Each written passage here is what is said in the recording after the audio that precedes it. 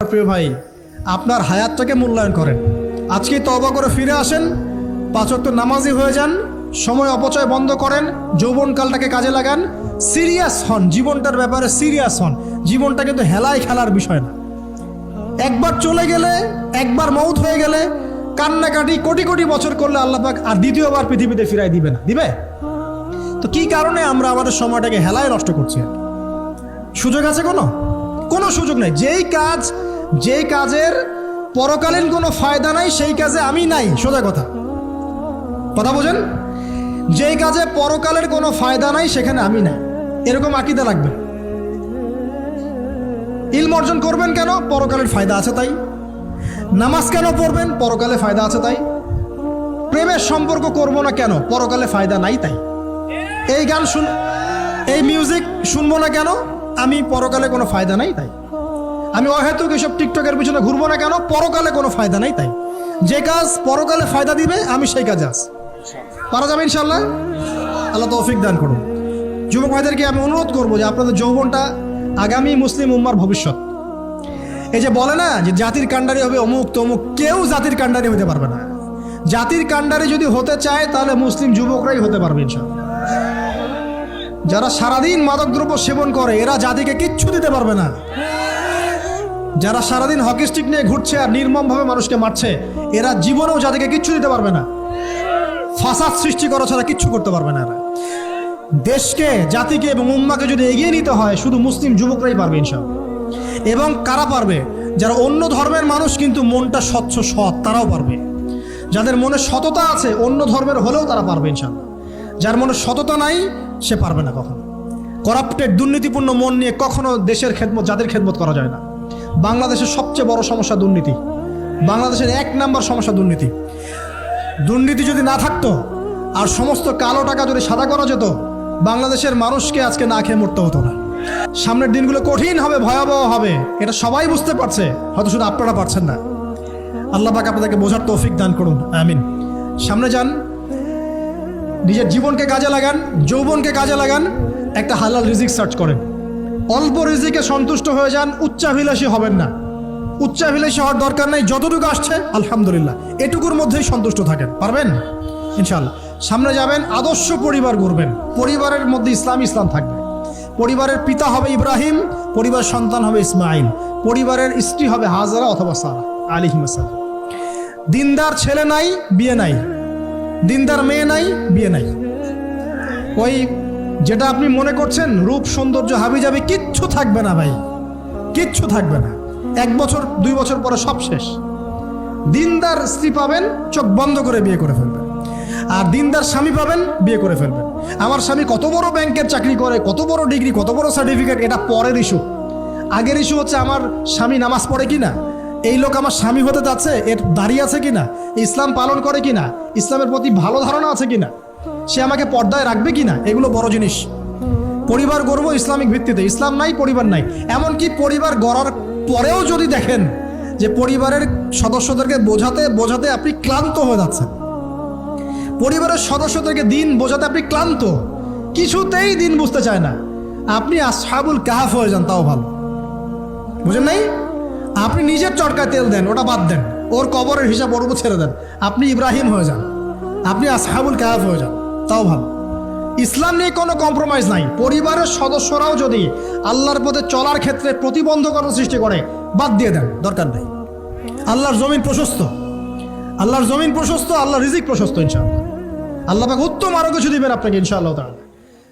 খেয়াল রাখবেন, পরিবারের মধ্যে ইসলাম থাকতে হবে। এখানে কিন্তু আপনাকে কেউ বাধা দিবে না, এর কর্তা আপনি নিজেই। আল্লাহ পাক তৌফিক এনায়েত করুন, আমিন। পাশাপাশি সৎ কাজের আদেশ করেন, অসৎ কাজে নিষেধ করেন। মুসলিম উম্মার মধ্যে ঐক্যের চেষ্টা করেন, বিভক্তি সৃষ্টি করবেন না। সবার মধ্যে ভালো জিনিস আছে, নিয়ে নেন, খারাপগুলো ছেড়ে দেন। এমন কোনো সংগঠন বা দল বা জামা নাই যার 100%ই পরিশুদ্ধ, এমন কোনো নাই, কোথাও নাই। সবার মধ্যেই কিছু না কিছু ভুল থাকবেই, কিছু না কিছু ফল্ট থাকবেই। ওই ফল্টগুলোকে নিয়ে যদি আপনি পড়ে থাকেন আর কাদা ছড়াছড়ি করতে থাকেন, কাজ হবে না। এখন এই যুগটা সেই যুগ না। এটা কি সাহাবীদের যুগ যে চুল ছেঁড়া বিশ্লেষণ করতে হবে? এখন কি খেলাফা কায়েম আছে? সাহাবীদের যুগে খেলাফা কায়েম আছে, ইসলামিক অর্থনীতি কায়েম আছে, ইসলামিক রুলিংস চলছে, তখন সূক্ষ্ম সূক্ষ্ম বিষয় নিয়ে সাহাবীরা একে অপরের সাথে কনফ্লিক্টে যাচ্ছে, মত পার্থক্য হচ্ছে। আর এখন তো কিছুই নাই, এখন আপনি ওই ছোটোখাটো বিষয় নিয়ে পড়ে আছেন, বড় বিষয়ের তো খোঁজ নাই এখন। আল্লাহ পাক আমাদেরকে বোঝার তৌফিক এনায়েত করুন, আমিন। সামনে এগিয়ে যাবেন এবং দিনের জন্য কিছু করার চেষ্টা করুন। আপনার জান, আপনার মাল, আপনার সময় শ্রম দিয়ে ইসলামের জন্য কিছু করে যাওয়ার চেষ্টা করেন। কিছু না পারেন একটা এতিমখানা করেন, একটা মাদ্রাসা করেন, একটা মসজিদ করেন, ঠিক আছে, একটা সামাজিক সংগঠন করেন, একটা কি বলবো, আপনি যদি পলিটিক্সও করেন করেন, কোনো সমস্যা নাই, কিন্তু এটাকে ভালোর দিকে নিয়ে আসেন, ন্যায়ের দিকে নিয়ে আসেন। দুর্নীতি অন্যায় বাদ দেন, অন্যের ক্ষতি করা বাদ দেন, অন্যের গীবত তহমত সংস্কৃতি বাদ দেন, ভালো কিছু করেন, সামাজিক কাজ করেন, মানবতার কাজ করেন। আপনি যদি লিখতে পারেন লিখেন, বলতে পারলে বলেন। আপনি কিচ্ছু করতে পারেন না, অ্যাটলিস্ট আপনি ইসলামপন্থীদেরকে সাপোর্ট দেন, আপনার সম্পদ দিয়ে, আপনার অর্থ দিয়ে সাপোর্ট করেন। কিচ্ছু করতে পারছেন না, কিছুই করার ক্ষমতা নাই, নিজেকে নিয়ে ব্যস্ত থাকেন, আগুন উস্কে দিয়েন না। মনে করেন আপনার কিছু করারই ক্ষমতা নাই, কোনো যোগ্যতা নাই, ঠিক আছে, আপনি চুপ থাকেন, অ্যাটলিস্ট আপনি আগুন উস্কে দিয়েন না, নিজেকে নিয়ে ব্যস্ত থাকেন, আপনি আপনার কাজ করেন। আল্লাহ পাক আমাদের সবাইকে দিনের জন্য কিছু করার তৌফিক দান করুন, আমিন। আর সবশেষ কথা হচ্ছে যে বর্তমান অর্থনীতি, সমাজনীতি, বিশ্ব ওয়ার্ল্ড পলিটিক্স, এগুলো খুব ভালো করে পড়াশোনা করবেন, করে কোরআন সুন্নাহর সাথে মেলাবেন, আখিরুজ্জামানের হাদিস এবং আয়াতগুলোকে স্টাডি করেন, সমসাময়িক প্রেক্ষাপটের সাথে এই পরিস্থিতিগুলো মেলানোর চেষ্টা করেন। দেখবেন আপনার চোখ আল্লাহ খুলে দেবে ইনশাআল্লাহ। এবং ইনশাআল্লাহ আযজা ওয়া জাল আপনি এমন কিছু সলিউশন যাদের সামনে উপস্থাপন করতে পারবেন যেটা আর 10 জন পারছে না ইনশাআল্লাহ। সর্বপ্রথম কথা, ব্যক্তিকে পরিশুদ্ধ করি, আত্মশুদ্ধি অর্জন করি, আল্লাহর হুকুম আহকামগুলো পালন করি, পরিবার গঠন করে হালাল রিজিক সার্চ করি। এরপরে আমি দিনের জন্য কিছু করার চেষ্টা করি। যদি আল্লাহ পাক আমাকে আরও বেশি যোগ্যতা দেন, তখন আরও বড় পরিসরে দিনের খেদমত করার তৌফিক আল্লাহর পক্ষ থেকে চেয়ে নেই, আল্লাহ পাক কবুল করবেন ইনশাআল্লাহ আযজা ওয়া জাল। আজকের মতো আমরা আর লম্বা করছি না, এখানে শেষ করছি। আমরা কিছু প্রশ্ন উত্তর দিব ইনশাআল্লাহ, তবে দোয়া করছি আমরা, আপনারা সবাই দোয়ায় শরীক হন যে আল্লাহ রাব্বুল আলামিন আমাদের সবাইকে যেন কোরআন এবং সুন্নাহর ইলম অর্জন করার তৌফিক এনায়েত করেন, আমিন। এবং আমাদেরকে সংকীর্ণ মানসিকতা থেকে বেরিয়ে আসার তৌফিক দান করেন। আল্লাহ পাক আমাদেরকে ওই আইয়ামে জাহিলিয়াতের সেই বড় বড় পাপগুলো থেকে বাঁচিয়ে রাখুন, আমিন। এবং এই পাপগুলোর যে মহামারী এখন চলছে, এখান থেকে আল্লাহ পাক আমাদের পরিবারবর্গকে হেফাজত করুন। আল্লাহ আমাদের মা বোনদেরকে খাস পর্দায় থাকার তৌফিক দান করুন। আল্লাহ পাক আমাদের যুবক ভাইদেরকে যাবতীয় পাপাচার ছেড়ে দেওয়ার তৌফিক দান করুন। আল্লাহ পাক আমাদের যুবক ভাইদেরকে 5 ওয়াক্ত নামাজি বানিয়ে দিন। আল্লাহ পাক আমাদের যুবক ভাইদেরকে এই মাদক, পর্ন এসব ছেড়ে দেওয়ার তৌফিক দান করুন।